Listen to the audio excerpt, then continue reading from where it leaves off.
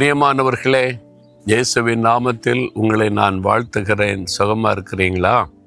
உங்களுடைய காரியத்தெல்லாம் ஆண்டவர் ஆசீர்வாதமாக நடத்துகிறாரா? நீங்கள் ஜெபிக்கிற ஜெபத்துக்கெல்லாம் ஆண்டவர் பதில் தருகிறாரா? அற்புதங்கள் செய்கிறாரா? அப்படின்னு ஆண்டவரை ஸ்தோத்திரம் பண்ணணும்ல. ஆண்டவரே, என் ஜெபத்தை கேட்டீங்க, எனக்கு அற்புதம் செய்கிறீங்க, வழி நடத்துகிறீங்க, ஸ்தோத்திரம் ஆண்டவரே அப்படின்னு சொல்லணும்ல. இல்லைங்க, நான் எதிர்பார்த்தது ஒன்றும் நடக்கலைங்க. நான் எதிர்பார்த்த மாதிரி நான் கவர்மெண்ட் வேலை கேட்டேன், அது கிடைக்கல.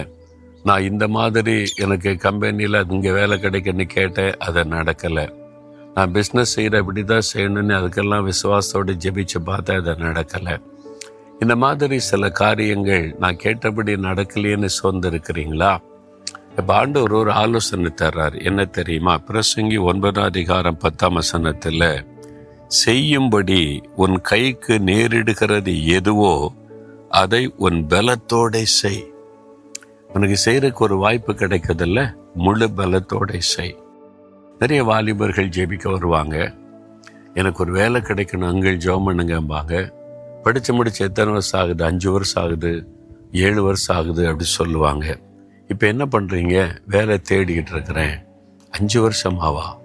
7 வருஷமாமா? ஆமாம், தேடிக்கிட்டே இருக்கிறேன். ஏன் உங்களுக்கு ஒரு சின்ன வேலை கூட கிடைக்கலையா? இல்லை, நான் இந்த படிப்பை படிச்சிருக்கிறேன், அதனால இதுக்கேற்ற ஒரு வேலை தேடிக்கிட்டு இருக்கிறேன். பல வாய்ப்பு வந்தது, அதெல்லாம் சின்ன சின்ன காரியம். நான் விசுவாசத்தோடு இந்த மாதிரி காரியத்துக்கு ஜெபிக்கிறேன். நான் சொல்லுவேன், 5 வருஷமாக வீட்டில் சும்மா இருக்கிறதுக்கு ஒரு பெட்ரோல் பல்கில் வேலை கிடைச்சா கூட நீங்கள் செய்யலாம். நீ எவ்வளோ படிப்பை படிச்சிருந்தாலும் உங்களை தாழ்த்தி அதில் கிடைக்கிற சில 1000 ரூபாய் கொண்டு வந்து அப்பா அம்மா கையில் கொடுத்தா எவ்வளோ சந்தோஷப்படுவாங்க. நீங்கள் வேலை தேடுறேன்னு வீட்டில் சும்மாவே உட்கார்ந்து இருக்கிறதற்கு கிடைச்ச ஒரு சின்ன வேலையை சந்தோஷமாக செய்து அந்த சின்ன வருமானத்தை 1000 ரூபா கொண்டு வீட்டில் கொடுத்தா கூட எவ்வளோ சந்தோஷப்படுவாங்க. உங்களுக்கு செய்ய நேரிடுகிற சின்ன காரியமாக இருந்தாலும் முழு பலத்தோடு செய்யுங்க. இது ஆண்டவர் எனக்கு கொடுத்த வாய்ப்பை நான் செய்கிறேன்னு.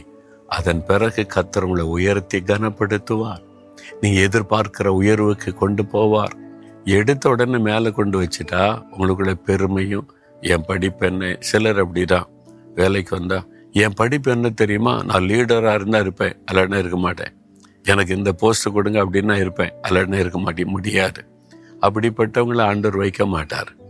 ஆண்டவரே ரொம்ப தாழ்மையாக எளிமையாக என்ன சொன்னாலும் செய்கிற ஆட்களை தான் தெரிந்தெடுத்து அவங்கள தான் ஆசீர்வதித்து உயர்த்துகிறார். உங்களுக்கு ஒரு சின்ன வேலை கூட கிடைக்கலையா?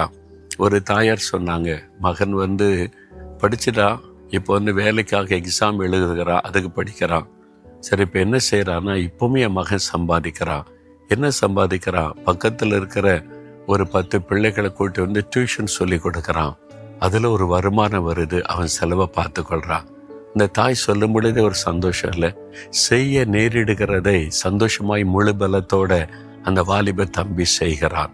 உங்களுக்கு செய்ய நேரிடுகிற காரியம் இருக்குல்ல, அதை செய்யணும்ல. எங்கள் கிராமத்தில் ஒரு நாள் அதிகாலையில் 5 மணிக்கு நான் வாக்கிங் போனால் 2 வீலரில் ஒரு வாலிப பெண் பிள்ளை வீடுகளில் பால் போட்டுக்கொண்டே போகிறாள். என்ன அது 5 மணிக்கு இவ்வளோ விடிய காலையில் இந்த பெண் பிள்ளை வீடு வீடாக பால் போடுது? நான் விசாரித்தால் காலேஜில் படிக்கிற பிள்ளை. அப்போ 4 மணிக்கு எழும்பி பாலெல்லாம் கறந்து அதை போய் பாருங்க, படிக்குது, ஒரு வேலை செய்யுது, சம்பாதிக்குது. என்னை குடும்ப சூழ்நிலை பார்த்து நான் எனக்கு நல்ல தகுதியான வேலை கிடைச்சா தான் செய்வேன், அது வரைக்கும் சும்மா தான் இருப்பேன். நீங்கள் என்ன தானே பெற்றீங்க, சோறு போடுங்க, நீ வீட்டில் உட்காந்துருக்க இல்லையே. செய்ய ஒரு வாய்ப்பு கிடைக்கிறதில்ல, அது முழு பலத்தோடு அந்த பெண் பிள்ளை செய்கிறதை பார்த்து எனக்கு ரொம்ப சந்தோஷம். அதை தான் ஆண்டவர் விரும்புகிறார். என் மகனே மகளே, செய்ய நேரிடுகிற ஒரு காரியம், ஒரு வாய்ப்பு. கடை வைக்கணும், பெருசாக வைக்கணும், சூப்பர் மார்க்கெட் வைக்கணும்னு நினைக்கிறீங்களா? இன்றைக்கி சூப்பர் மார்க்கெட் வச்சுருக்கவங்க அந்த நாட்களில் ஒரு 30-40 வருஷத்துக்கு முன்னால் சின்ன மளிகை கடை வச்சுருந்தவங்க. நான் சூப்பர் மார்க்கெட் தான் வைப்பேன், அதுக்கு இத்தனை கோடி வேணும், அது வரைக்கும் காத்திருப்பேன்னு இல்லை. சின்னதாக ஆரம்பித்து தான் கர்த்தர் ஆசீர்வதித்து உயர்த்தினார். செய்ய நேரிடுகிற காரியம் எதுவோ முழு பலத்தோடு செய்யுங்க. கர்த்தர் அதை ஆசீர்வதித்து உங்களை உயர்த்தி உயர்த்தி ஒரு நாள் உன்னத நிலைமைக்கு மாற்றுவார். அதை முறுமுறுப்போடு செய்யாதங்க.